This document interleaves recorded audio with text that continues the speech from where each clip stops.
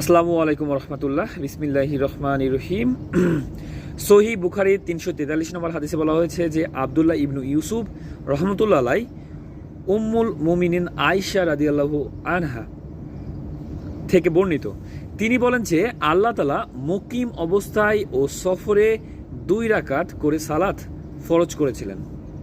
পরে সফরের সালাত পূর্বের মতোই রাখা হলো, আর মুকিম অবস্থায় সালাত বৃদ্ধি করা হলো। আচ্ছা, আল্লাহ তাআলা আমাদের সবাইকে বোঝার মতো তৌফিক দান করুক এবং আল্লাহ রাসূলের মাধ্যমে যা কিছু আমাদের কাছে পাঠিয়েছে তা গ্রহণ করা এবং তার ওপর আমল করা তৌফিক দান করুক। সবাই 5 ওয়াক্ত নামাজ পড়বেন। আমার দিক থেকে সবাইকে 5 ওয়াক্ত নামাজের দাওয়াত রইল। আর আপনার আশেপাশে যারা রয়েছে, আপনার পিতামাতা, আপনার সন্তান, আপনার ভাই বোন, আপনার পাড়া প্রতিবেশী, আপনার আত্মীয় স্বজন, আপনার বন্ধু বান্ধব, সবাইকে 5 ওয়াক্ত নামাজের দাওয়াত দিন এবং সবাইকে 5 ওয়াক্ত নামাজের মধ্যে নিয়ে চলে আসুন। আর এর প্রতিদান অবশ্যই একদিন আল্লাহর কাছ থেকে আপনি পাবেন।